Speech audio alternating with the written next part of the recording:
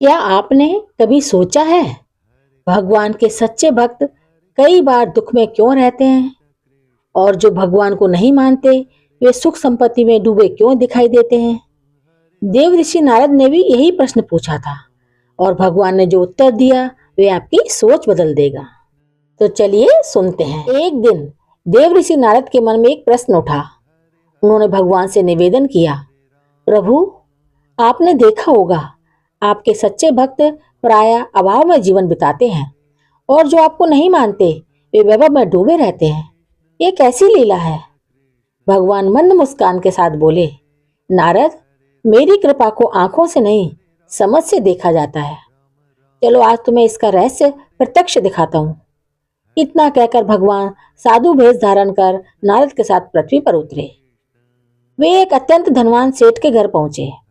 भगवान ने द्वार खटखटाकर कहा, वत्स, कई दिनों से भूखे हैं, यदि थोड़ा सा अन्न मिल जाए तो कृपा हो जाए। सेठ बाहर आया, साधुओं को देखकर नाक भौं सिकोड़ ली। कर्कश स्वर में बोला, यह कोई धर्मशाला है क्या? काम धंधा छोड़कर भीख मांगते फिरते हो, जाओ यहाँ से। नारद क्रोधित होकर बोले, प्रभु, यह व्यक्ति न आपको पहचानता है न आदर करता है, इसे अभी दंड दीजिए। भगवान ने शांति से कहा, नारद, देखो मेरी लीला, और सेठ को आशीर्वाद दिया, तेरा धन और बढ़े, तेरी तिजोरियां कभी खाली ना हो। नारद स्तब्ध रह गए।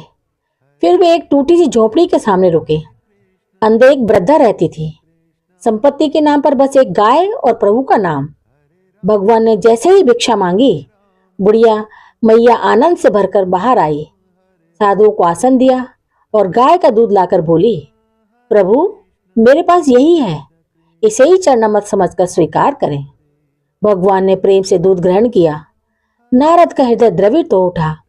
उन्होंने कहा, प्रभु, यह आपकी सच्ची भक्त है, कृपा करके इसे सुख समृद्धि का वर दीजिए। भगवान कुछ क्षण मौन रहे और बोले, तथास्तु। और उसी क्षण उस गाय के प्राण हर लिए। नारद व्याकुल हो उठे, प्रभु, ये कैसी न्याय लीला है। सेठ को धन और इस भक्त को वियोग। भगवान गंभीर स्वर में बोले, नारद, सुनो ध्यान से, यह वृद्धा देह त्यागने के निकट है।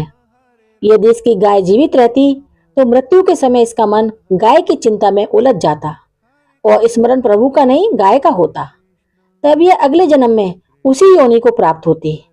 और वह सेठ, भगवान आगे बोले, मरते समय अपने धन और तिजोरी से चिपका रहेगा, उसका मन वहीं अटका रहेगा और वही उसे अगले जन्म में तिजोरी के नीचे रहने वाला सर्प बना देगा।